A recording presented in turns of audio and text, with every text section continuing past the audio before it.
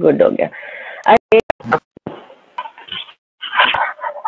अब आवाज मेरे ख्याल से आप लोगों को और ज्यादा क्लियर आ रही होगी, राइट? चले जी, गुड हो गया। अच्छा जी, तो अब हम शुरू कर रहे हैं अपना अभी जो हम इस टाइम पे हमने क्लास की है, बेसिकली ये है मटेरियल्स की एक्स्ट्रा क्लास है ना। मटेरियल्स का जो चैप्टर है उसका ये आज एक्स्ट्रा क्लास है। तो सबसे पहली बात तो ये कि मैंने आप लोगों को मटेरियल से रिलेटेड कुछ होम असाइनमेंट्स दिए थे। बाकी चीजें तो हम साथ साथ डिस्कस करते जा रहे थे, लेकिन अगर उसमें भी आपको प्रॉब्लम है तो वो भी हम डिस्कस करेंगे, लेकिन उनको थोड़ा बाद में। पहले आप मुझे ये बताइए किधर गया न्यू बुक के हिसाब से। हाँ जी, हमने कुछ क्वेश्चंस आपको दिए थे, ठीक है जी। एक है practice question 1, practice question 4, practice question 7, practice question 8, ठीक है। और एक थी ये एग्जाम्पल। कौन सी एग्जाम्पल? ये वाली। उसमें क्या था कि जिसमें आपके पास कोई भी ऑप्शन नहीं दिया हुआ क्वेश्चन के अंदर, तो फिर आप कौन सा ऑप्शन सेलेक्ट करते हैं फॉर ट्रायल एंड एरर। अच्छा, इसका मसला ये है कि मैं सोल्यूशन बनाना जो है ना वो सॉफ्टवेयर भूल गई हूँ। तो आप मुझे ये बताइए कि इसमें आप सबने इसको अटेम्प्ट किया है, इस वाली एग्जाम्पल को? एक स्टूडेंट है, वो कंफर्म भी करना चाह रहे थे व्हाट्सएप पे जी, क्या कौन सा लेवल सबसे लोएस्ट कॉस्ट वाला है? और मैंने आपको ये कहा था इवन आप रीऑर्डर लेवल को 10,000 यूनिट्स पे भी रखें तो वो भी सही आएगा। अब्दुल्ला मुनीर 13,500, कितनी कॉस्ट आ रही है टोटल आपकी?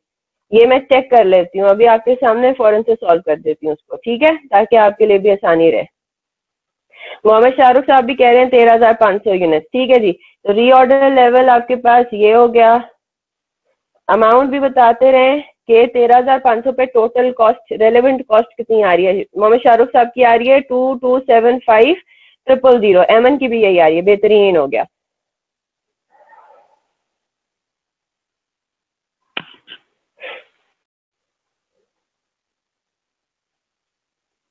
ठीक है जी, मैं यहीं पे अपने उस पर वर्कआउट कर लेती हूँ, ठीक है। और सारे फिर मैं यहीं पे इसको देख लूंगी। 1352275,000। अच्छा, फिर मुझे बता दीजिए कि 15,000 यूनिट्स पे कितनी कॉस्ट है? वो भी आप लोगों की फिर चेक हो जाएंगी। फिर अपेरेंटली सबने सही किया है ना?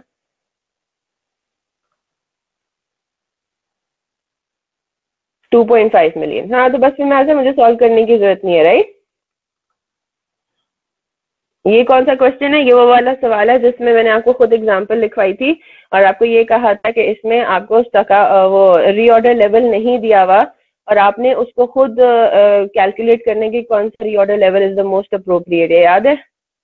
इन केस नो रीऑर्डर लेवल, ये वाला वही वाली एग्जांपल छोटी सी थी। बेसिकली डेटा तो वही होता है ना, डेटा तो वही होता है, आपको उसको सिंप्लीफाइड फॉर्म में पिक करना है। डेटा हमेशा आपको इस तरह से गिवन होगा या आप कैलकुलेट कर सकते होंगे किसी तरीके से। मेन पॉइंट ये था कि इसमें उन्होंने आपको ये नहीं बताया हुआ कि कौन सा रीऑर्डर लेवल, क्या कौन कौन से रीऑर्डर लेवल्स पे आपने ट्रायल एंड एरर के बेसिस पे चेक करना है।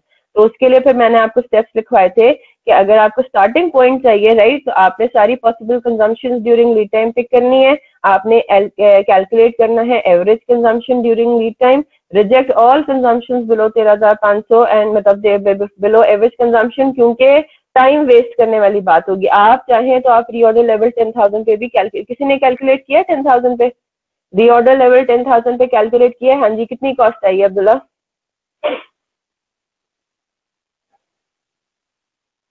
अब्दुल्ला मुनीर ने कैलकुलेट किया है जी। कॉस्ट कितनी आई है?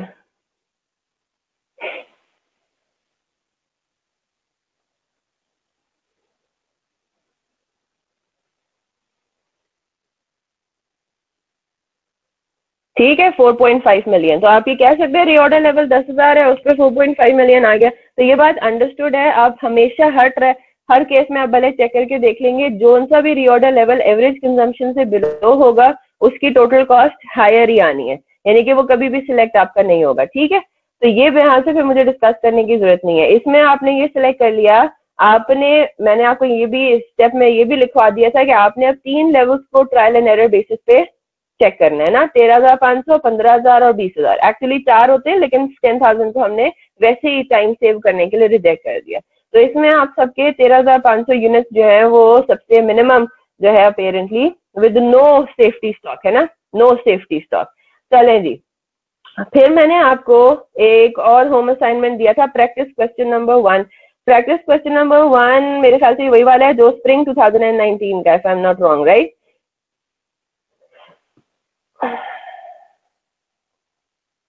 बहुत इंटरेस्टिंग सवाल है।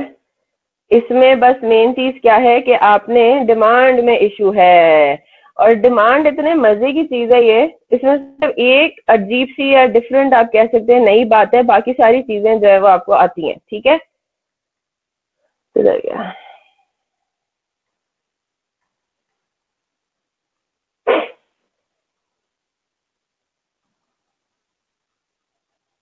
और ये बेसिकली मैंने सॉल्व भी करवाना था, लेकिन क्योंकि आप लोगों ने अटेम्प्ट किया, वैसे मुझे पूरा सॉल्व करवाने की जरूरत नहीं पड़ेगी, ठीक है।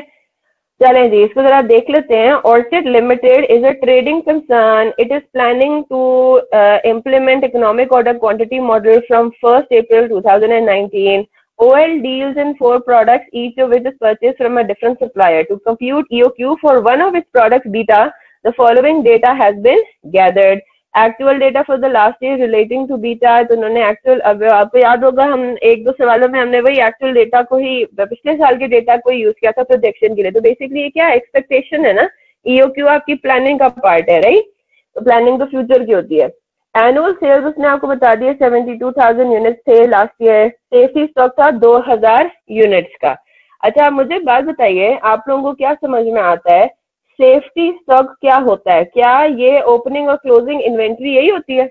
अगर मैं कहूँ कि the business has a policy of maintaining safety stock, तो व्हाट डज दैट मीन? क्या ओपनिंग और क्लोजिंग स्टॉक मैं कहूंगी 2000 यूनिट्स की इक्विवेलेंट है? अच्छा, क्या 2000 यूनिट से ज्यादा नहीं हो सकता सेफ्टी स्टॉक? पहली बात तो ये, safety stock in itself is not the amount of closing stock. Safety stock का मकसद क्या है? सेफ्टी स्टॉक का मकसद ये है कि जो हमारा लीड टाइम है उसमें हमें स्टॉक आउट ना हो जाए, तो हमने अपनी इन्वेंट्री लेवल को इस तरह से मेंटेन किया होता है, इस तरह से रखा होता है कि हमारे पास एट ऑल टाइम एटलीस्ट 2000 की इन्वेंट्री तो मौजूद हो। अब बात समझ आई? हम क्या कहते हैं, हमारे पास, हम कभी भी चले जाए तो हमारे पास एटलीस्ट 2000 की इन्वेंट्री मौजूद हो। मैंने क्या बोला? एट लीस्ट, मिनिमम, है ना, मिनिमम, एट लीस्ट। इसका मतलब ये हुआ कि मेरी अगर किसी भी टाइम पे क्लोजिंग होती है, लेट्स से फॉर एग्जांपल 30 जून होता है, मैं वेयर हाउस में जाऊंगी, तो मैंने एटलीस्ट का टर्म यूज किया, तो मैं वेयर हाउस में जाऊंगी तो मुझे 30 जून को एटलीस्ट 2000 यूनिट्स तो नजर आएंगे, लेकिन उससे ज्यादा भी नजर आ सकते हैं। ऑब्वियसली बात है, मेरा प्रोडक्शन जो है वो इस तरह थोड़ी चलता है कि महीने के पहले दिन स्टार्ट होने और प्रोडक्शन और डिमांड जो है महीने के आखिरी दिन खत्म हो जानी, मतलब बिल्कुल मेरा कैलेंडर मंथ पे थोड़ी चल रहा होता है सब कुछ, राइट। तो मेरे पास मंथ एंड पे एक्सेस एक्स्ट्रा इन्वेंट्री और इन्वेंट्री भी तो पड़ी हो सकती है ना, और इसमें कोई मसले वाली बात नहीं है। यहाँ तक बात सबको क्लियर हो गई? सेफ्टी स्टॉक का मतलब ये है कि मैं कभी भी 2000 के लेवल से नीचे नहीं जाऊंगी, ये बस बात है मेरी। हाँ, 2000 क्लोजिंग के टाइम पे 2000 से ज्यादा यूनिट्स मेरे पास हो सकते हैं, ठीक है, ये बात अंडरस्टूड आई होप हो गई होगी। Transit losses as a percentage of purchases, ये बात आप लोगों को पता है ना, कि भाई ड्यूरिंग ट्रांजिट जो है वो 10% आपका नॉर्मल लॉस होता है, एक्सपेक्टेड है, पता है ये आप लोगों को, तो आपने परचेजेस जो है वो इसके हिसाब से करनी है ना। अच्छा जी, फिर ये क्या कह रहा है? Average holding cost per month. अच्छा, अब मुझे बात बताइए, आपको इन्होंने ओपनिंग और क्लोजिंग स्टॉक नहीं दिया हुआ। अच्छा, पहली बात तो ये कि एनुअल डिमांड नहीं दिया हुआ, मेन मसला यही है ना। एनुअल डिमांड आपको ना उन्होंने पिछले साल की दी हुई है ना, पिछले साल की एनुअल डिमांड नहीं दी हुई, तो इस साल की भी हमें नहीं पता चलेगी, राइट। तो पिछले साल की एनुअल डिमांड पता चलेगी तो फिर हम उसके ऊपर इंक्रीमेंट लगाएंगे कि भाई इस साल 25% डिमांड इंक्रीज हुई है, होगी, तो हमारा इस साल का एनुअल डिमांड क्या बनेगा, राइट। अगर आपको डिमांड ना गिवन हो तो सिंपली स्पीकिंग मैं ये कह सकती हूँ ना कि पिछले साल की रॉ मटेरियल की जो परचेज थी, बीटा की जो परचेज थी, वही एक्चुअली एनुअल डिमांड थी, है ना।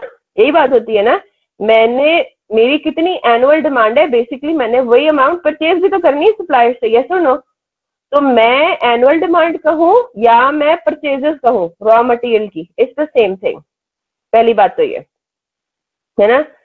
दूसरी बात क्या है, मुझे पिछली साल की सेल्स यूनिट्स तो दिए हुए, मुझे अगर पिछले साल की ओपनिंग और क्लोजिंग स्टॉक दे दिया जाए, है ना, मुझे अगर पिछले साल का ओपनिंग और क्लोजिंग स्टॉक दे दिया जाए तो मैं आराम से क्या कैलकुलेट कर सकती हूँ, purchases in terms of units.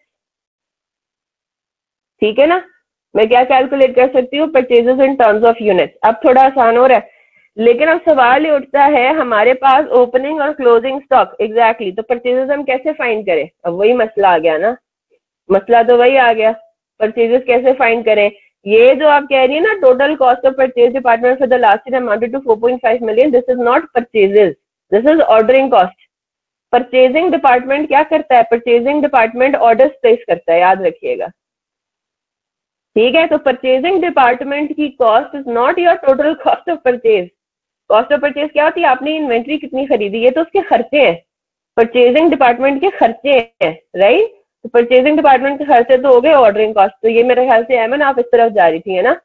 अब मैंने वो, और ऊपर से ये अमाउंट इन रुपीज है, हमें तो यूनिट्स में चाहिए, हमें तो एनुअल डिमांड यूनिट्स में चाहिए, हमें तो परचेज यूनिट्स में चाहिए, तो ये कैसे करेंगे? ठीक है, ये भी हमें नहीं आइडिया इसका। अब मेरी बात और से सुनिएगा, हमारा मेन पॉइंट है average holding cost per month. ठीक है, अब हमारे पास कोई और इंफॉर्मेशन नहीं गिवन, तो हम क्या कहेंगे, आपको ये बता दिया गया है कि इन्वेंट्री को अपने प्रेमिसेस पे होल्ड करने की कॉस्ट कितनी है, स्टोर करने की एवरेज कॉस्ट है 5 लाख रुपए। ठीक है, तो हम इसको इस तरह से बात करेंगे कि ऑन एन एवरेज हमारी जो इन्वेंट्री थी, ठीक है, हमारी जो इन्वेंट्री थी बीटा की प्रेमिसेस पे last year, that amounted to 5 lakh rupees on an average total. और लेकिन हमें तो यूनिट्स चाहिए, हमें तो यूनिट्स चाहिए।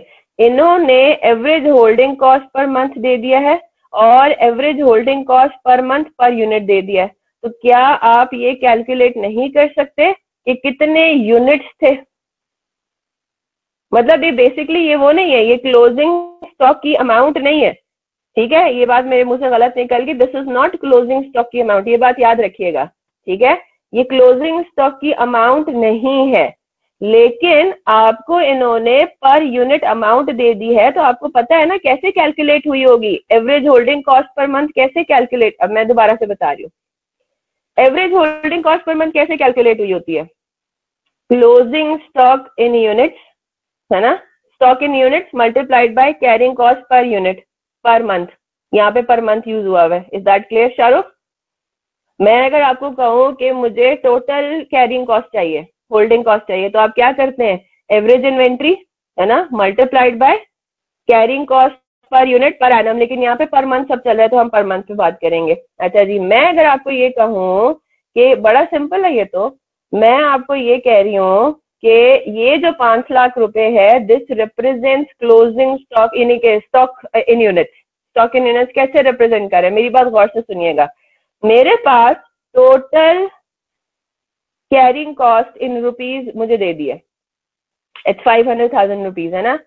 इसको कैसे कैलकुलेट किया होगा, एवरेज इन्वेंट्री जो मेरे पास नहीं है इन यूनिट्स, है ना, multiplied by carrying cost per unit per month. यहाँ पे पर मंथ सब कुछ चल रहा है, यहाँ पे हमें पर एनम में कन्वर्ट करना है अभी, लेकिन पहले हम ये चीज तो अपनी कंप्लीट करें। तो carrying cost per unit per month कितना है, 80। अब बात समझ आई?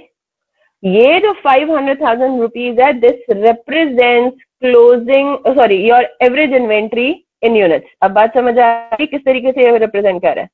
वही फॉर्मूला है, वही चीजें जो आप लोगों ने पढ़ी हुई है, carrying cost per unit per annum in total. इन्होंने होल्डिंग कॉस्ट टोटल आपको दे दिया, ठीक है, पर मंथ के हिसाब से दे दिया आपको, इन्होंने पर यूनिट पर मंथ की कैरिंग कॉस्ट दे दिया, तो आप नंबर ऑफ यूनिट्स नहीं निकाल सकते।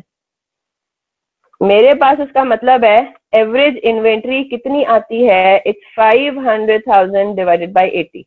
मैं, मेरे मुंह से वो गलत निकल गया था कि ये क्लोजिंग स्टॉक की वैल्यू है, ये स्टॉक की वैल्यू नहीं है, लेकिन इसके अंदर स्टॉक के यूनिट्स जरूर है। ठीक है, ये जो फिगर है 5 लाख रुपए की, this is made up of stock के यूनिट्स। ये तो बात समझ में आ गई, इज दैट क्लियर? कितना आंसर आ रहा है? ठीक है, 6250, यस। अच्छा, अब 6250 से क्या मुराद हुई, मेरी बात गौर से सुनिएगा। 6250 से मतलब ये है कि मेरे पास पिछले साल on an average inventory maintain रही है 6250 यूनिट्स की, यस और नो? यही होता है ना एवरेज इन्वेंट्री का। क्या मतलब है एवरेज इन्वेंट्री का? मतलब है एवरेज स्टॉक कितना आपके पास पड़ा रहा है। तो मैं अगर किसी भी दिन जाके अपने वेयर हाउस में चेक कर लेती, ये एवरेज फिगर है, ये एवरेज फिगर है, ठीक है। एक्चुअली तो ऊपर नीचे होगा, जाहिर सी बात है, ये एवरेज आउट है, ये हमने एक फिगर कैलकुलेट कर लिए रिप्रेजेंट करने के लिए पूरा सिनेरियो।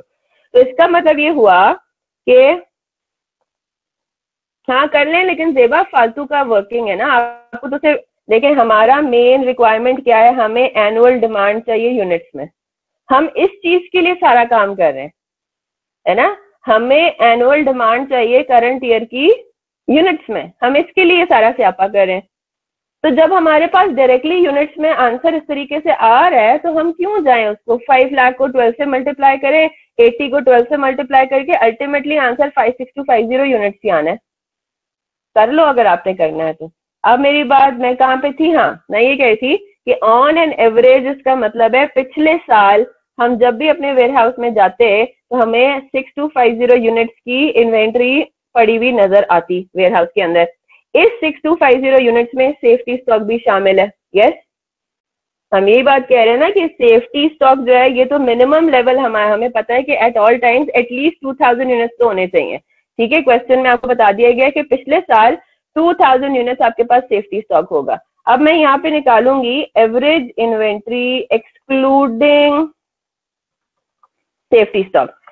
तो सेफ्टी स्टॉक को अगर मैं हटा के देखूं तो मेरे पास कितने यूनिट्स जो हैं पिछले साल के एवरेज इन्वेंट्री में आते हैं। ये मैं क्यों कैलकुलेट कर रही हूँ ये भी आपको 2 मिनट में समझ में आ जाएगा, ठीक है। 6250 माइनस 2000 कितने आ गए, 4250 यूनिट्स। यहाँ तक बात सबको समझ आ रही है?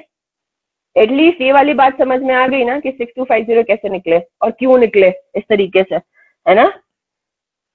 चले जी, इसको मैं जरा ऊपर ले जाऊं।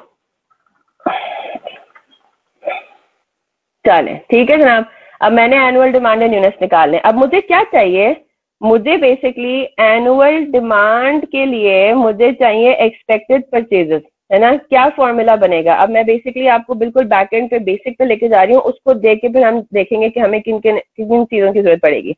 हमारे पास बेसिकली फॉर्मूला क्या है, कॉस्ट ऑफ गुड्स सोल्ड का फॉर्मूला क्या होता है, cost of goods sold is equal to opening stock in rupees plus purchases minus closing stock in rupees. अब हम इसी चीज को यूनिट्स में भी कन्वर्ट कर सकते हैं, है ना। इसी चीज को हम यूनिट्स में भी कन्वर्ट कर सकते हैं।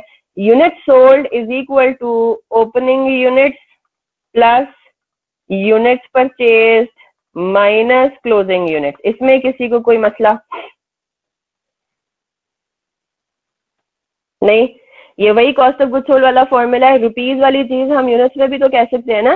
साल के पहले दिन जो यूनिट्स थे उसमें यूनिट्स और खरीदे और साल के आखिरी दिन जो यूनिट्स पड़े हुए वो माइनस कर देंगे तो हमारे पास आ जाएगा सेल्स के यूनिट्स कितने, ठीक है। अब हम क्वेश्चन को देखते हैं। अब हमें करंट ईयर का चाहिए। करंट ईयर के यूनिट सोल्ड क्या हमें पता है? बिल्कुल हम निकाल सकते हैं। कैसे? क्योंकि उसने आपको बता दिया है कि इंक्रीज इन सेल्स वॉल्यूम कितना है, इट्स 25%, है ना। तो क्या होगा, इसका मतलब ये हुआ कि सेल्स यूनिट इस साल के कितने हैं, 72,000 मल्टीप्लाइड बाय 1.25, है ना। हम एक एक करके सारी इंफॉर्मेशन गैदर कर रहे हैं, ठीक है। अच्छा जी, फिर दूसरी चीज मुझे क्या चाहिए, मुझे चाहिए ओपनिंग यूनिट्स, है ना। अब मुझे कितने चाहिए ओपनिंग यूनिट्स? ओपनिंग यूनिट्स क्या होंगे, पिछले साल के क्लोजिंग, है ना।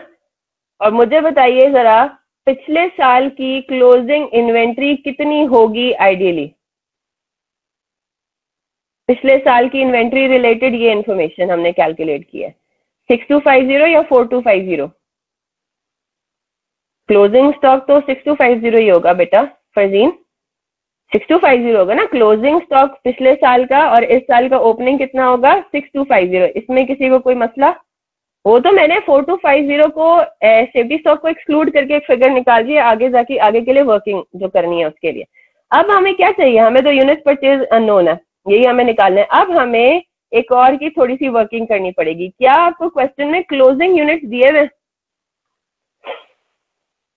क्या हम ये बात कहेंगे कि पिछले साल वाले यूनिट इस साल के क्लोजिंग है? नहीं। क्यों? क्लोजिंग यूनिट से रिलेटेड आपके पास अब दो चीजें दी हुई हैं। Projections for the next year में आपको बताया जा रहा है कि सेफ्टी स्टॉक के यूनिट्स होंगे 2500।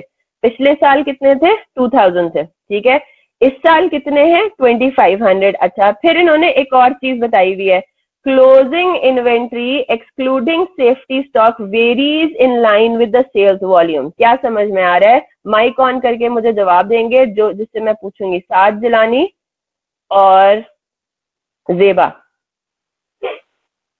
मुझे माइक ऑन करके बताइए। पहले साद बताएंगे, साद जिलानी, क्या समझ में आ रहा है? Closing inventory varies in line excluding safety stock varies in line with the sales volume.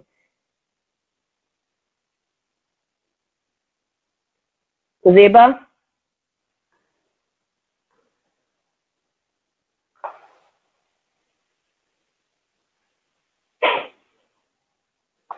Dilshad figure के साथ बताइए। क्लोजिंग स्टॉक इंक्रीज बाय 25% से क्या मतलब है? जो क्लोजिंग इन्वेंट्री है उसमें भी 25% इंक्रीज होगा। कैसे? मुझे पूरा प्रोसेस मुझे समझाएं। आप टीचर हैं, अब आप मुझे बता रहे हैं, पूरी वर्किंग करके मुझे बता रहे हैं। दिलशाद माइक ऑन कर लें। जेबा, इतनी देर नहीं लगानी बेटा। जी अस्सलाम वालेकुम मैम। वालेकुम हेलो सलाम। जी जी जी मैम, इसमें जो 4250 एक्सक्लूडिंग सेफ्टी स्टॉक है वो जी, 1.25 से इंक्रीज हो जाएगा, और उसमें प्लस सेफ्टी स्टॉक ठीक है। 2500 ऐड कर देंगे। अच्छा ठीक है जनाब, सुन लिया सबने दिलशाद का आंसर। अब बताइए सबीना, आपने ये कैसे कैलकुलेट किया है? आपको करने की जरूरत नहीं है ना। 90,000 डिवाइड बाय 75,000 क्यों कर रहे हो आप? आपके पास ये 25% फिगर है तो सही। Multiplied by 6250। Sabina, are you sure about this? 6250 including safety stock है।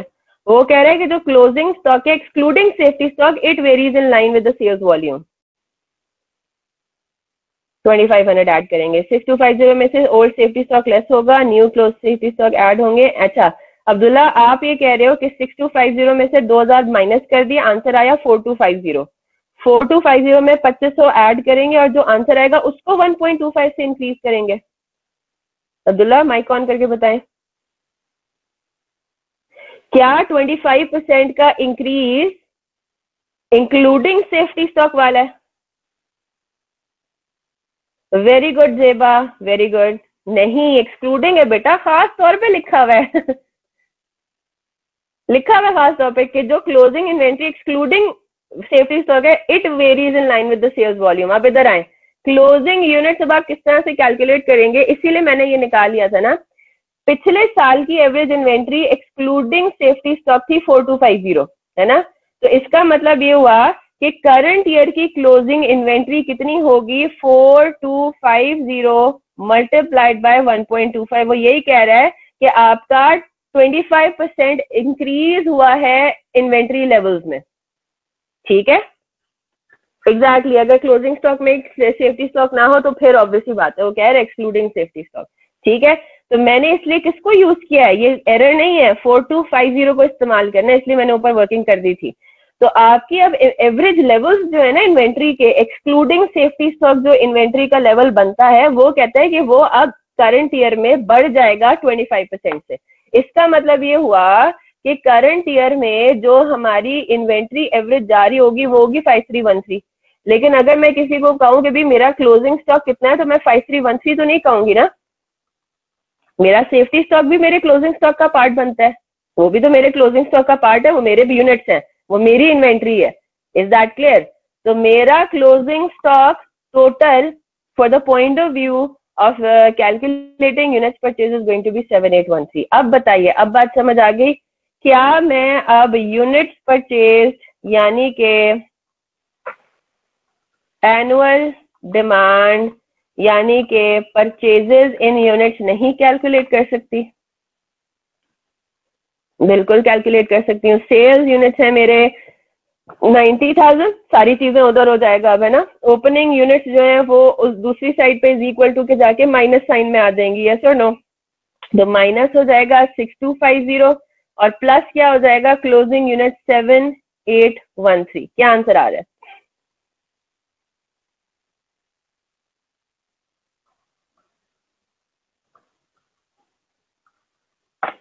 91,563। अच्छा जी, 91,563 हो गया। इसमें क्या भी कोई काम बाकी है? एग्जैक्टली इधर देखिए, ये तो गुड यूनिट्स हैं, है ना? ये तो वो यूनिट्स हैं जो कि आप अल्टीमेटली सेल कर सकोगे। बात समझ आ गई ना? 91,563 तो वो यूनिट्स हैं जो कि आप अल्टीमेटली सेल कर सकोगे। तो इसका मतलब ये हुआ कि एक्चुअली एनुअल डिमांड यानी कि जो आपकी एक्चुअल है वो फिर कितनी होगी? वो होगी 91,563। अब आपको 91,563 से ज्यादा परचेज करना है ना? क्योंकि आपको पता है कि ट्रांजिट में लॉसेस करंट ईयर में कितने एक्सपेक्टेड हैं? They are expected at 6%। Is that clear? तो इसका मतलब ये हुआ कि this should represent 94% of your total purchases. ठीक है, ये this should represent 94% of your total purchases. तो यानी कि आपने परचेज एक्चुअली करने कितने हैं यूनिट? वो करने हैं 97,407। This is going to be your annual demand. This is going to be your demand for the year. Is that clear? Yes और नो? पूछिए आसिफ, मैं आइडियली माइक ऑन करके पूछ लें अगर है तो। आप बताएं, बाकी सारी चीजें हो जाएंगी, बाकी बहुत आसान है, ईओक्यू वगैरह। 10% जो है वो कॉस्ट में इंक्रीज हो। एनुअल सेल को एनुअल डिमांड क्यों नहीं लिया? अच्छा, एनुअल डिमांड की किस चीज की है बेटा? क्या एनुअल डिमांड आपकी मार्केट में आपके प्रोडक्ट की डिमांड को एनुअल कहते हैं? क्या होता है एनुअल डिमांड? होता क्या है? आसिफ बताए, मुझे जवाब दीजिए। एनुअल डिमांड होता क्या? हमने पूरा मटेरियल्स का चैप्टर पढ़ लिया। एनुअल डिमांड से क्या मुराद होती है? हमारे प्रोडक्ट की डिमांड कितनी है, हमें कितना रॉ मटेरियल चाहिए, हमारी कितनी एनुअल डिमांड है। What is meant by that? Consumption, usage.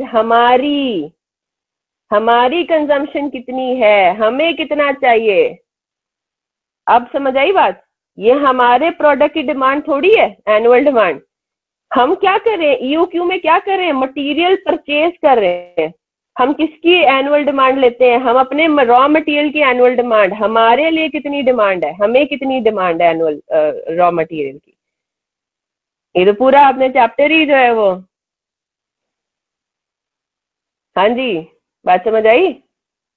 तो जो एनुअल डिमांड का टर्म है, क्या मुझे बता दें, इसमें कभी भी हमने annual demand with respect to our final product demand लिया है या नहीं? तो वो इसलिए होगा ना कि हम कोई सेफ्टी स्टॉक वगैरह मेंटेन नहीं कर रहे।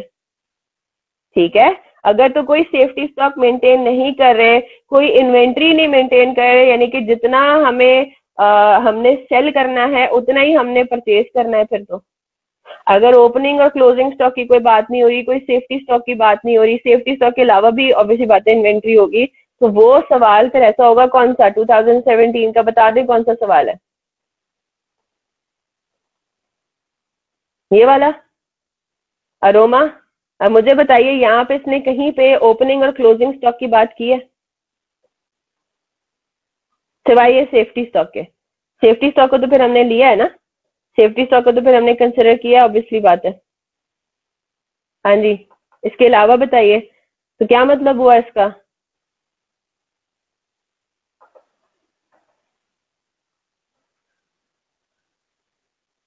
ठीक है, इस क्वेश्चन में रिवाइज ईओक्यू क्यों नहीं कैलकुलेट किया? क्योंकि उसने क्लियर कट आपको बता दिया है, इधर ट्रायल एंड एरर करने की जरूरत ही नहीं है इस सवाल के अंदर। इधर कहीं पे इस वाले सवाल की बात कर रहे हो ना, जो अभी करंटली हम कर रहे हैं, प्रैक्टिस क्वेश्चन नंबर 1। अब प्रैक्टिस क्वेश्चन नंबर 4। अच्छा हाँ अरोमा, प्रैक्टिस क्वेश्चन नंबर 4 में हमने ईओक्यू रिवाइज क्यों नहीं कैलकुलेट किया? अरे क्वेश्चन में मेंशन्ड है कि EOQ will fall in trade discount का रेंज। ठीक है, हम ईओक्यू पहले इग्नोरिंग ट्रेड डिस्काउंट क्यों कैलकुलेट करते हैं? हम पहले ईओक्यू कैलकुलेट करते हैं इग्नोरिंग ट्रेड डिस्काउंट। क्यों? ताकि हम पहले ये चेक करें कि ईओक्यू क्या ट्रेड डिस्काउंट वाले रेंज में फॉल कर रहा है या out of that range fall कर रहा है ना? अगर तो ट्रेड ईओक्यू ट्रेड डिस्काउंट वाले रेंज में फॉल करता है तो फिर हम रिकैलकुलेट करते हैं कि भाई trade discount is applicable on EOQ as well, yes और नो? यहाँ पे जब वो आपको कह रहा है कि ईओक्यू मॉडल जो है वो 8% ट्रेड डिस्काउंट के लिए क्वालिफाई करेगा, तो आपको टाइम वेस्ट करने की जरूरत ही नहीं है।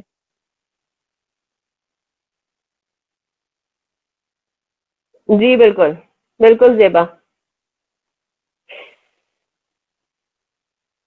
अच्छा हाँ, आप उस पॉइंट ऑफ व्यू से कह रहे हो कि नंबर ऑफ ऑर्डर्स डेसिमल में है तो रिकैलकुलेट बिल्कुल ये करना चाहिए था यहाँ पे। ये मैंने आप ही को जवाब दिया नहीं व्हाट्सएप पे। अगर आप मेरे से वो पूछ रहे हो कि ट्रेड डिस्काउंट क्यों नहीं, ट्रेड डिस्काउंट वाली क्यों रिकैलकुलेशन नहीं करे, तो वो तो आपको समझ में आ गई है ना। वो तो आपने सीधा सीधा ईओक्यू कंसिडर कैलकुलेट करना है विद ट्रेड डिस्काउंट, उसमें ट्रायल एंड एरर नहीं करना। लेकिन आपकी वाली बात बिल्कुल ठीक है, मेरे ख्याल से भी यहाँ पे थोड़ी गड़बड़ हुई हुई है। नंबर ऑफ ऑर्डर्स आपके डेसिमल्स में है तो थोड़ा सा इफेक्ट पड़ेगा, ईओक्यू रिकैलकुलेट होना पड़ेगा। हाँ तो बस मैंने आपको जवाब दे दिया था उस पर भी, ठीक है। परचेज कॉस्ट पर केजी क्या है, मुझे बात बताइए, मुझे बात बताइए। परचेज, ये मैंने आपको होम असाइनमेंट दिया था। हाँ ये होम असाइनमेंट था ना, प्रैक्टिस नंबर 4। अच्छा जी, यहाँ पे जो कस्टम ड्यूटी और सेल्स टैक्स है, मुझे बात बताइए ये किस पे अप्लाई होता है, डिस्काउंटेड प्राइस पे या ओरिजिनल प्राइस पे? पहले तो इस बात का जवाब दें मुझे। ट्रेड डिस्काउंट की डिस्काउंटेड प्राइस, मतलब ट्रेड डिस्काउंटेड प्राइस पे होगा। जैसा फॉर एग्जांपल मैं आपको ये कहूँ कि मुझे जो ओरिजिनल प्राइस सप्लायर ने कोट की थी ना वो 1000 रुपए थी, ठीक है, और सप्लायर ने मुझे ट्रेड डिस्काउंट दे दिया 200 रुपए का, तो मुझे वो 800 रुपए की चीज पड़ी। अब मैं जो कस्टम ड्यूटी और सेल्स टैक्स पे करूंगी 10% और 15% जो भी, वो किस पे करूंगी? 800 पे करूंगी, 1000 पे करूंगी? कस्टम ड्यूटी क्योंकि हमारा कंसिडर करेंगे इसलिए कस्टम ड्यूटी की सिर्फ बात करते हैं। सेल्स टैक्स तो आपका रिफंडेबल है, उसको तो कॉस्ट ऑफ परचेज का पार्ट बनाना भी नहीं है जी। क्या मेरी ओरिजिनल प्राइस पे कस्टम ड्यूटी पे होगी या मेरी डिस्काउंटेड प्राइस पे कस्टम ड्यूटी पे होगी? Original, original. अच्छा, मुझे सिर्फ एक सवाल का जवाब दे दें। मेरे सवाल ही आपसे ये है, मेरी वैल्यू ऑफ इन्वेंट्री क्या होगी? मैं अगर किसी को कहूँ एक लाइन में मैंने उसको एक फिगर बतानी है, मेरी इन्वेंट्री कितने की है, मैं 1000 रुपए कहूंगी या 800 रुपए कहूंगी? 800। कस्टम्स किस पे अप्लाई होता है? कस्टम्स ड्यूटी का कॉन्सेप्ट पता है ना सबको? कस्टम्स ड्यूटी क्या होती है? आपको कस्टम्स सुना हुआ होगा आप लोगों ने, है ना, जब कस्टम्स पे करना होता है, कस्टम्स डिपार्टमेंट को आपने अमाउंट पे करनी होती है। यस, कस्टम्स किस पे होता है? Customs is paid on the value of inventory. अब बताएं, ओरिजिनल नहीं होगा बेटा, customs is paid on the value of inventory. अभी आपने मुझे जवाब दिया मेरी इन्वेंट्री की वैल्यू कितनी है, 800 रुपए। Customs is always paid on the value of inventory.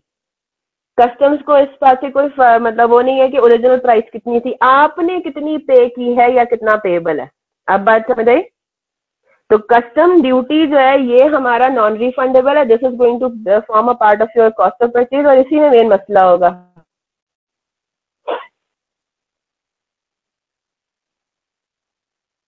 जी बिल्कुल, बिल्कुल आसिफ, आपकी बिल्कुल सही अंडरस्टैंडिंग है।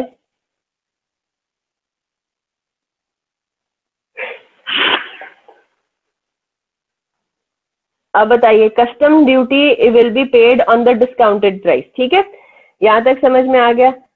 वो उसने आपको ये कहा है, cost and freight value of the T after 10% discount is ₹900 per kg. Custom duty and sales tax are paid at the rates of 20% and 15% respectively. Sales tax paid at import stage is refundable in the same month. आपको क्या चाहिए, इसमें क्या चाहिए था हमें? Processing in order in case the number of EOQ आपने combine कर लिया। ईओक्यू तो कंप्यूट हो जाएगा ना आराम से 900 को यूज करके, है ना।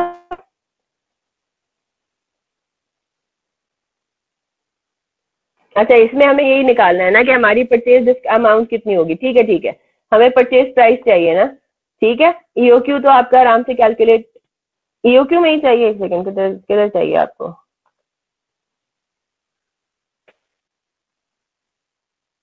ये कॉस्ट ऑफ फाइनेंसिंग के लिए,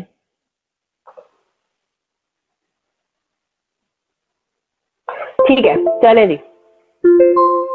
अब हमें कैलकुलेट करना है, चलें पहले हम स्टेप बाय स्टेप लेकर चलते हैं, ठीक है। ये हम कर रहे हैं प्रैक्टिस क्वेश्चन नंबर 4, ठीक है जी। प्रैक्टिस क्वेश्चन नंबर 4 पे आते हैं। आपकी डिस्काउंटेड प्राइस कितनी है at the rate of 10%।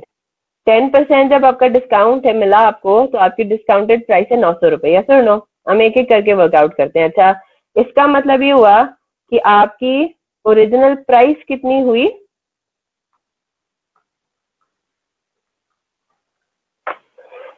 1000 rupees. Yes और नो? ये बात समझ आ गई ना? डिस्काउंटेड प्राइस 900 रुपी का मतलब है कि ये 90% है। यस और नो मुझे जवाब भी देते रहे ताकि मुझे पता लगे कि ठीक है सब, डिवाइडेड बाय 90% है ना। चले, अब हम क्या कह रहे हैं? हम ये कह रहे हैं use of EOQ model would reduce the quantity per order, as a result bulk purchase discount would be reduced from 10% to 8%। हाँ जी, क्या होगा?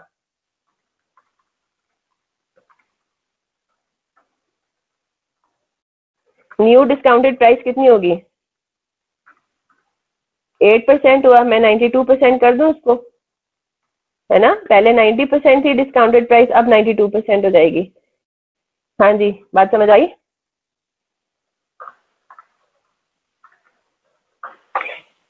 920। और क्या होगा? कस्टम्स ड्यूटी भी इस पे पे होनी है, और कस्टम्स ड्यूटी जो है वो आपका क्या है?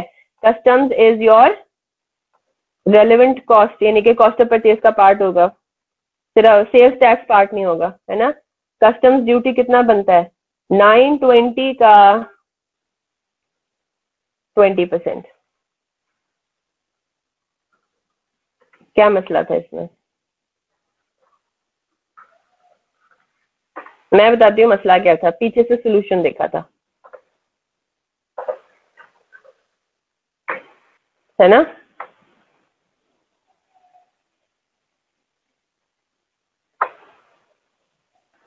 बताइए, यही आंसर आ रहा है?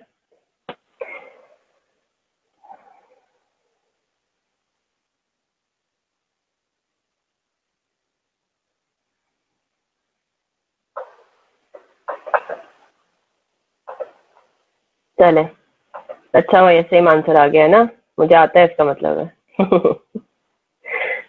हाँ जी, पीछे से देखेंगे तो बेटा यही प्रॉब्लम होगा। पीछे इन्होंने किस तरीके से, कंफ्यूजिंग तरीके से इन्होंने परचेज कॉस्ट पर केजी निकाली थी। लॉजिकली चले पहले, फिर उसके बाद अपना फाइनल आंसर कंपेयर करें। हाँ जी, इसके अंदर यस आई एग्री कि इसमें जो है वो नंबर ऑफ ऑर्डर्स, क्योंकि आपके 12 पॉइंट समथिंग है, तो आपने नंबर ऑफ ऑर्डर्स को 13 पे राउंड ऑफ किया, तो आइडियली आइडियली आपका जो ऑर्डर साइज है ना वो आपका थोड़ा सा चेंज होना चाहिए। ठीक है, ये I do not agree with this. ठीक है, तो मैं जो हूँ, ये मैंने पूछा हुआ भी है सवाल, मैंने ये मतलब रेज किया हुआ है इसको, तो लेट्स सी कि मुझे कब जवाब मिलता है। मैं भी आपकी बात से एग्री करती हूँ कि economic order quantity should be recalculated because the number of orders are in decimal. सिर्फ इस पॉइंट ऑफ व्यू से रिकैलकुलेशन होगी। स्टेप वाइज आपने भी स्टेप वाइज ही करना है। हाँ जी जेबा, नहीं मेरा मतलब ये है जेबा, सॉल्व करने से पहले नहीं चेक करना पीछे से। सही है, सॉल्व करने के बाद पीछे से देखेंगे और फाइनल आंसर सिर्फ कंपेयर करेंगे। प्रॉब्लम हुई तो फिर चेक करेंगे वर्किंग, और वर्किंग देख के शायद आप लोग कंफ्यूज हो गए होंगे, वरना ज्यादातर यही होता है ना, और ये अच्छा समझ नहीं आ रहा, समझ नहीं आ रहा, समझ नहीं आ रहा, पीछे से देख लेते हैं, पीछे से देखते हैं तो और कंफ्यूज हो जाते हैं। तो पहले अपना पूरा 100% करें और उसको फिर छोड़ देना, फिर मेरे से पूछें ये कैसे होगा। पीछे से अगर समझ में नहीं आ रहा तो मतलब ये तो गड़बड़ है ना। चले और बताइए, प्रैक्टिस क्वेश्चन नंबर 4 फिर हो जाएगा। जेबा आप मुझे कहती थी कि क्वेश्चन सॉल्व करवा दें, मेरे ख्याल से अब बड़ा आसान है।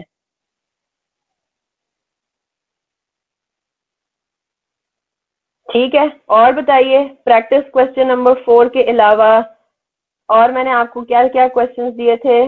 मैंने आपको दिया था प्रैक्टिस क्वेश्चन नंबर 4, ये 5 तो आपका थ्योरेटिकल है, ये भी देखें थ्योरी आती है आपकी। ठीक है, what do you understand by safety stock, इसको भी जरा देख लीजिए। What do you understand by safety stock? Briefly discuss the reasons of maintaining safety stock. List any 4 costs that are associated with the holding of inventory.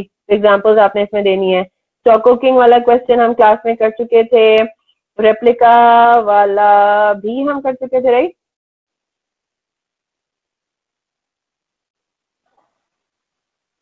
ये मैंने home assignment दिया था आपको 7। हाँ ठीक है, प्रैक्टिस क्वेश्चन नंबर 7। इसमें कोई मसला, कोई परेशानी? कोई मसला नहीं। ऑर्डर पॉइंट्स में आ रहे हो तो फिर हम उसको राउंड करेंगे और रिवाइज ईओक्यू फाइंड करते हैं देंगे, तो वो पॉइंट में आ रहा हो, हाँ बिल्कुल डेसिमल्स में आ रहा होगा नंबर ऑफ ऑर्डर्स, तो फिर हम उसको राउंड ऑफ करेंगे ना, ऑब्वियसली बात है। और फिर उस नंबर ऑफ ऑर्डर्स जब आपके चेंज हो गए तो ऑर्डर साइज भी चेंज हो गया, ठीक है। तो वो थोड़ा सा ही फर्क पड़ेगा। प्रैक्टिकल जब इसका मतलब है ईओक्यू जो हमने कैलकुलेट किया वो प्रैक्टिकली इस तरह से हो नहीं सकता, क्योंकि नंबर ऑफ ऑर्डर्स उसके हिसाब से डेसिमल्स में आ रहे हैं। तो अगर डेसिमल्स को हम चेंज करते हैं, थोड़ा सा नंबर ऑफ ऑर्डर्स को थोड़ा सा चेंज करते हैं, तो ऑर्डर साइज भी हमारा चेंज होगा। यूनिक मेथड से निकालता है ईओक्यू, आपने अपने वही तरीके से निकालना है। प्रैक्टिस क्वेश्चन नंबर 7 की बात कर रहे हैं शाहरुख।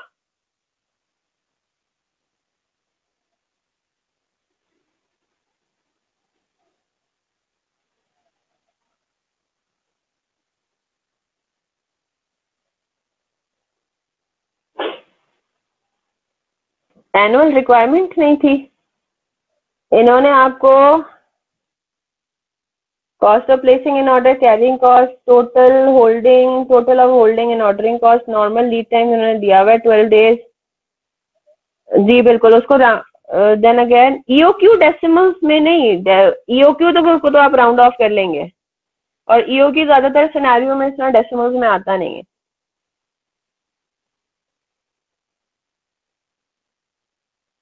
वैसे जी नॉर्मल लीड टाइम जो है वो 12 डेज है। प्राइस ऑफ कंपोनेंट पी है 150, cost of placing an order है 50, carrying cost per unit per annum है 10% of purchase price, total of holding and ordering cost है 3000 पर एनम, और नॉर्मल लीड टाइम है 12 डेज, और safety stock है नील।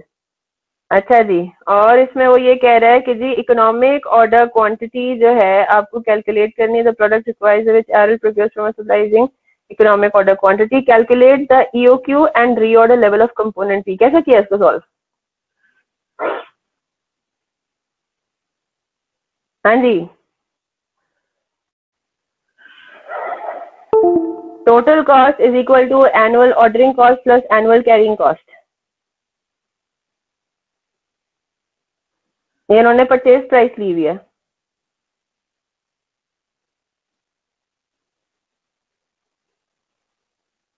Work back करके होगा, बिल्कुल वर्क बैक करके उल्टे तरीके से होना है, इसके अलावा कोई और हमारे पास बनता नहीं। अगर तो इन्होंने हमें दिया होता ना यूजेज है ना पर डे, तो वो तो बड़ा आसान होना था। यूजेज अगर उन्होंने दी हुई होती तो हम लोग सीधा सीधा 300 मेरे ख्याल से नंबर ऑफ डेज दिया हुआ इन्होंने, उसे हम मल्टीप्लाई करते और किस्सा खत्म होना था जी।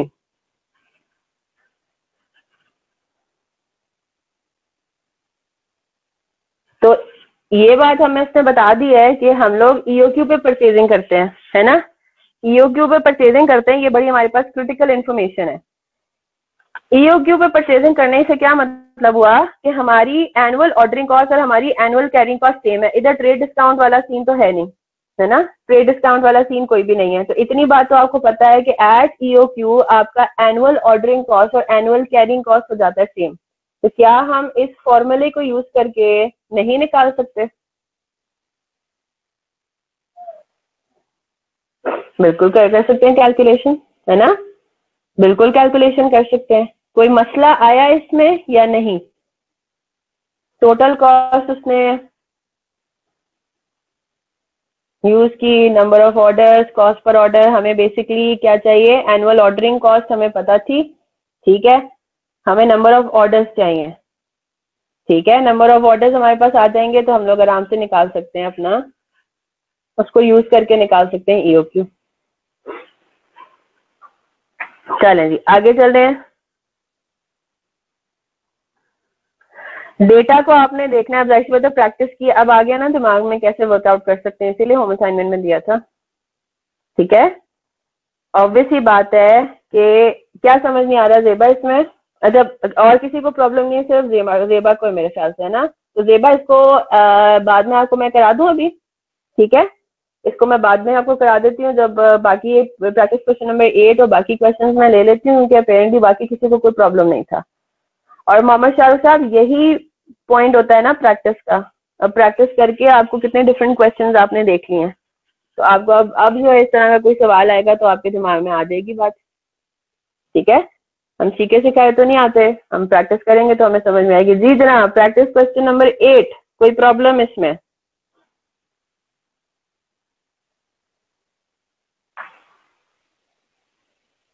सिंपल था, बिल्कुल काफी सिंपल है ये।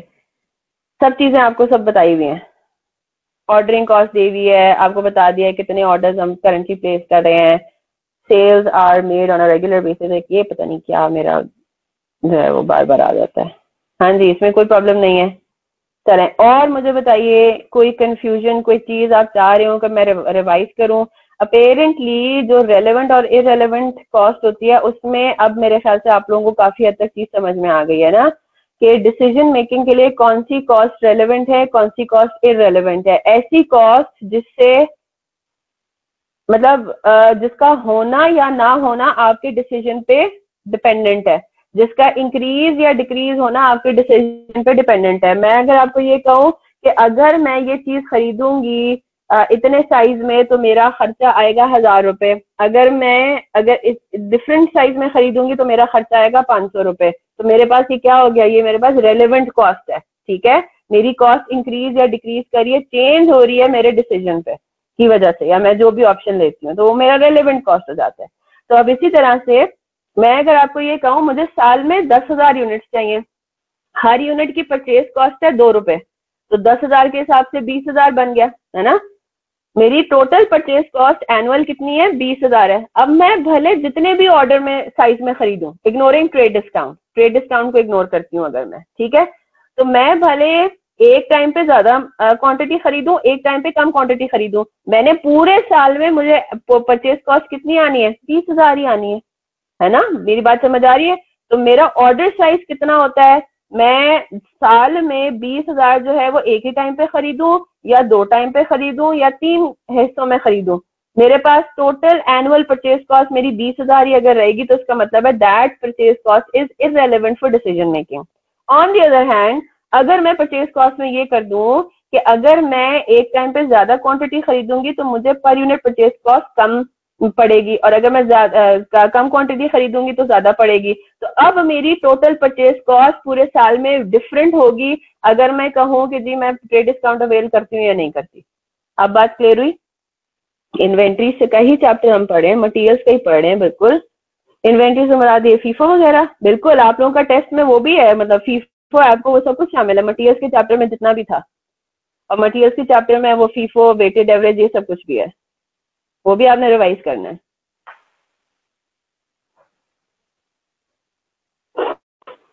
जी आसिफ पूछिए जल्दी से।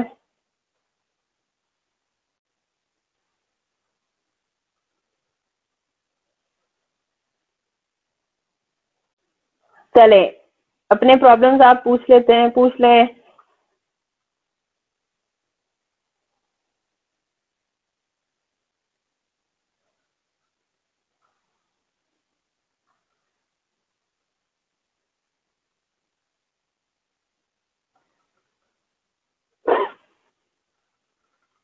एक मिनट, मैंने चैट बॉक्स जरा मिनिमाइज कर दिया हुआ है, मैं इसमें एक दफा देख लूं कि मुझे कुछ और चीज तो नहीं इसमें डिस्कस करनी थी। नहीं, ऐसा कोई भी नहीं था, सारी चीजें हम कर चुके हैं जी। अच्छा जी, एक आपका सवाल किधर गया, अब्दुल्ला मुनीर कह रहे हैं ईओक्यू से मैक्सिमम 10 मार्क्स का आता है पेपर। नहीं जनाब, डिफरेंट है, अप टू मैं 17 मार्क्स भी टेस्ट हो चुका हुआ है।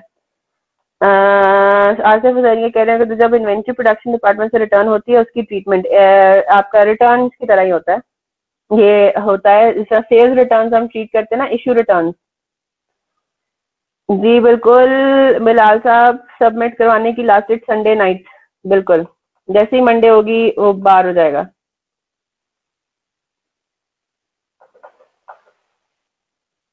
बेटा इशू रिटर्न्स है आसिफ, क्या ना, किसने पूछा था ये सवाल? हाँ आसिफ ने पूछा था इशू रिटर्न्स।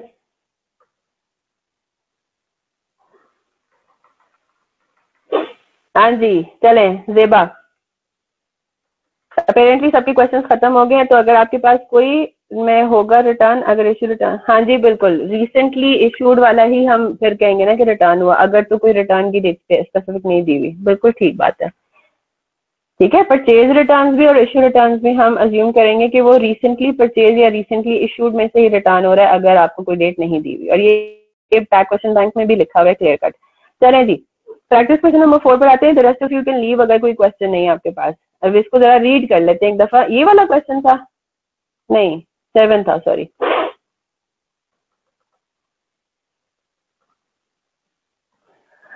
अच्छा जी, वो क्या कह रहा है? Replica limited produces and markets a single product.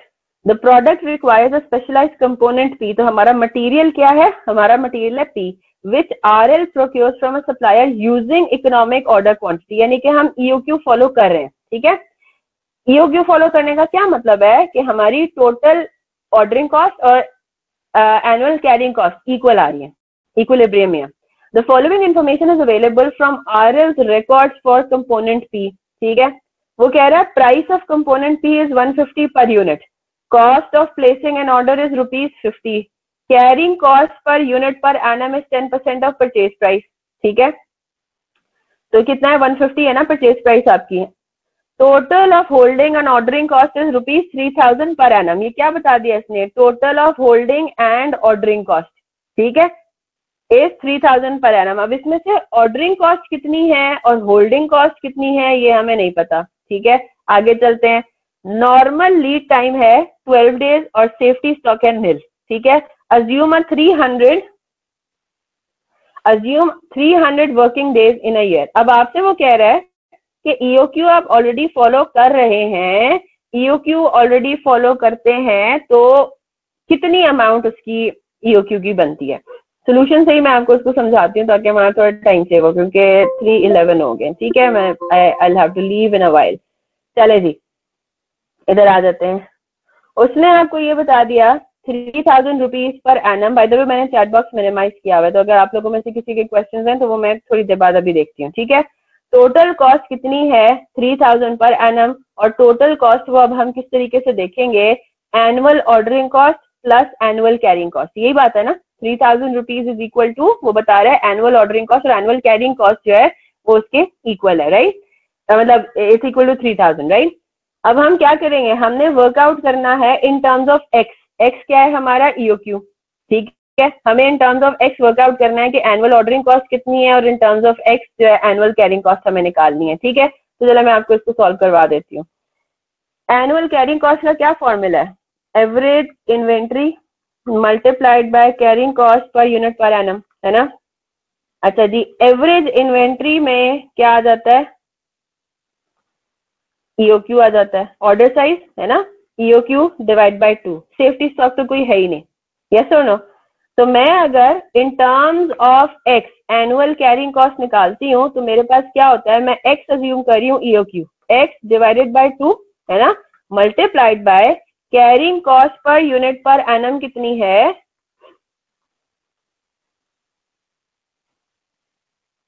Carrying cost per unit per annum है 10% ऑफ परचेज प्राइस। तो 10% ऑफ कितना हो गया? 150। कितना बनता है? 15 रुपीज। ठीक है, ये तो मुझे सॉल्व करवाने की जरूरत नहीं है ना जेबा?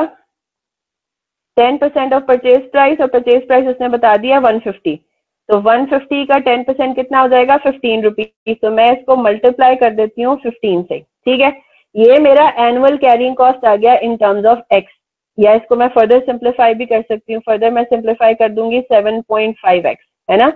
तो मेरा annual carrying cost is what? 7.5x। फिर मैं आती हूँ, मेरा एनुअल ऑर्डरिंग कॉस्ट कितना है? इसका क्या फॉर्मूला है? Number of orders multiplied by, क्या है हमारे पास? ऑर्डर कॉस्ट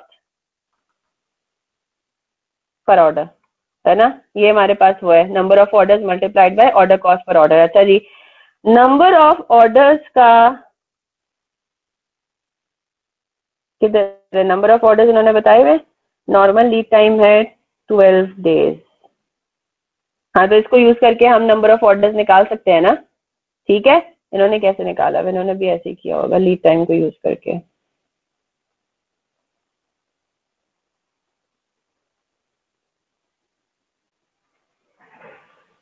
अच्छा इन्होंने ऐसे नहीं किया हुआ इसको। इन्होंने अज्यूम किया है कि 1500 एनुअल ऑर्डरिंग कॉस्ट है, 1500 एनुअल कैरिंग कॉस्ट है। ये किस बेसिस पे अज्यूम किया उन्होंने? ओ सही बात है ना, ईओक्यू है। Okay okay okay okay. ओहो, मेन पॉइंट तो हम मिस आउट ही कर रहे हैं। ईओक्यू में annual carrying cost is equal to annual ordering cost, है ना? ओ फिर तो आसान हो गया ना, फिर तो आसान हो गया। ठीक है ना, यहाँ तक बात क्लियर है? ईओक्यू पे annual ordering cost is equal to annual carrying cost, तो बस आसान हो गया। फिर तो हमें ईओक्यू की कैलकुलेशन के लिए एनुअल ऑर्डरिंग कॉस्ट में जाना ही नहीं पड़ेगा, है ना? एनुअल कैरिंग कॉस्ट, इसका मतलब है मेरा कितना है, 1500, है ना? एनुअल कैरिंग कॉस्ट मेरा कितना है, 1500। तो क्या मैं इसको सॉल्व नहीं कर सकती एक्स के लिए? एक्स मेरा क्या है, पहला मेरा रिक्वायरमेंट है कि मुझे ईओक्यू निकालना है। जेबा समझ आ रही है? एनुअल कैरिंग कॉस्ट में ईओक्यू की इन्वॉल्वमेंट है, तो हमने एनुअल कैरिंग कॉस्ट का पहले फॉर्मूला अपने सामने लिखा। फिर हमने कहा कि जी एनुअल कैरिंग कॉस्ट यहाँ पे हमें कितना बताया हुआ है कि भाई इक्वल है, because we are following EOQ, है ना? 1500 कहाँ से आया बेटा? Total annual carrying cost and annual ordering cost is equal to 3000, वो बता रहा है क्वेश्चन में। उसने ये बता दिया कि total of annual carrying cost and annual ordering cost is 3000, और आपको पता है कि ईओक्यू पे दोनों इक्वल होते हैं, तो उसका मतलब है एनुअल कैरिंग कॉस्ट भी 1500 है और एनुअल ऑर्डरिंग कॉस्ट भी 1500 है। सिंपल, है ना? तो क्या अब मेरा एक्स नहीं सॉल्व हो सकता? बिल्कुल, मेरा पहली रिक्वायरमेंट सॉल्व हो जाएगी। मैं करूंगी 1500 डिवाइडेड बाय 7.5। हाँ जी, अब बताइए, हो जाएगा सॉल्व? हाँ वही मैं हो रही थी कि इन्होंने किस तरीके से फिर निकाला होगा। तो 20 यूनिट्स जो है वो आपका निकलता है ईओक्यू। ठीक है,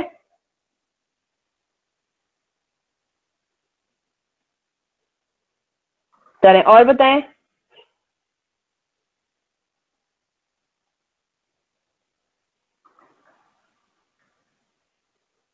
200 यूनिट्स है, सॉरी। क्लास वर्क 4 में थोड़ा सा प्रॉब्लम है। हाँ जी फरजीन पूछिए, क्लास वर्क 4 लेबाग हो जाएगा ना सॉल्व? जब हम एनआरवी टेस्टिंग करते हैं तो डैमेज गुड्स की एनआरवी सेपरेटली निकालते हैं। बिल्कुल ठीक, गुड यूनिट्स की सेपरेट। डैमेज की एनआरवी मोस्टली लोअर आती है, लेकिन सोल्यूशन में गुड की और डैमेज की कंबाइंड एनआरवी कैलकुलेट की हुई है। कंबाइंड करके कैलकुलेट करेंगे तो ऑब्वियसली कॉस्ट लोअर आएगी। नहीं, आपने सेपरेटली करना है। एक सेकेंड, क्लास वर्क 4 में मेरे ख्याल से वो कंपेयर करके आपको बता रहा है, ऐसा ही है।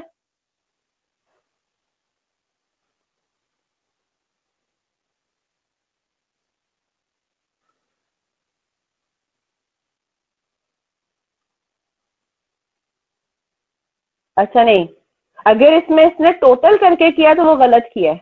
हमें ए बी सी डी की इंडिविजुअल एनआरवी टेस्टिंग करनी है फरजीन। ठीक है जेबा, पूछ लीजिएगा। एक सेकेंड मैं जरा चेक कर लूं। Class work number 4, class work 4 मुझे नहीं याद पड़ता कि इसमें कोई मसला था। Just give me a minute.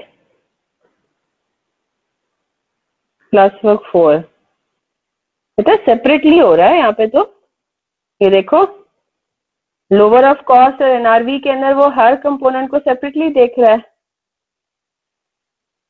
ऐसा नहीं है?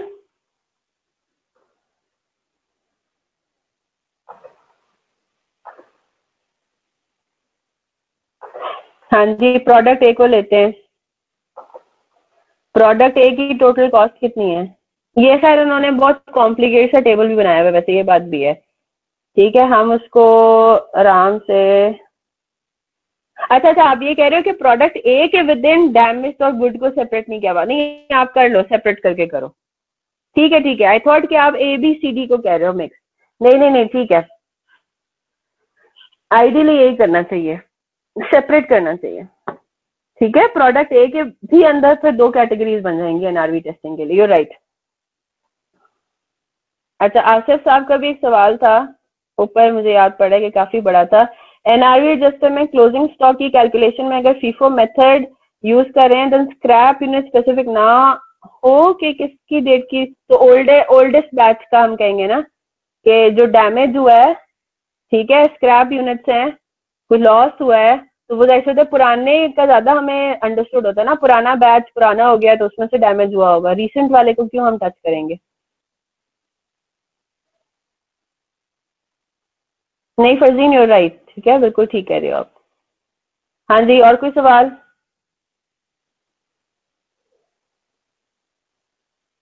फायदा हो रहा है ना ये इस तरह से एक्स्ट्रा क्लास रखने का, मेरे ख्याल से बहुत फायदा है कि टेस्ट की टाइम पे जो है वो मैं इस तरह रख लूँ, एक्स्ट्रा क्लास रख लूँ, या तो टेस्ट वाले दिन ही इसी तरह से, जिस तरह अब आप आराम से टेस्ट अटेम्प्ट कर लें, 2 दिन तो होते हैं आपके पास टेस्ट अटेम्प्ट करने के लिए, राइट। तो टेस्ट तक ही आप लोगों के अच्छे खासे क्वेश्चंस जमा हो जाते हैं। तो instead of asking me individually on WhatsApp, और व्हाट्सएप पे फिर मुझे इमेजेस लेके भेजे, मैं ऑडियो भेजूं, मैं इस तरह से क्लास के मोड में पढ़ाना ज्यादा आसान है, ठीक है। तो मैं कोशिश करूंगी कि अब जैसा फॉर एग्जाम्पल अगर लेबर के चैप्टर में कोई प्रॉब्लम नहीं आती तो आप लोग भी मुझे फीडबैक दे सकते हो ना कि क्लास रखनी चाहिए या नहीं रखनी चाहिए। अगर तो बहुत कंफ्यूजन है तो रख लेते हैं, टेक्निकल चीजें हैं रख लेते हैं, नहीं रखने की जरूरत तो कह देंगे नहीं रखेंगे, उसमें कोई हमारे सर पर डंडा थोड़ी है, ठीक है। तो लेबर के लिए अगर जरूरत पड़ी तो रख लेंगे, नहीं हुआ तो नहीं रखेंगे, नो इश्यूज। और वो रखेंगे चैप्टर खत्म होने के 3-4 दिन के बाद। इसी तरह सैटरडे फिक्स कर लेते हैं फॉर एक्स्ट्रा क्लासेस, ठीक है। चलें, दैट्स इट। तो मेरे ख्याल से अब 100% मार्क्स आने चाहिए टेस्ट में, है ना।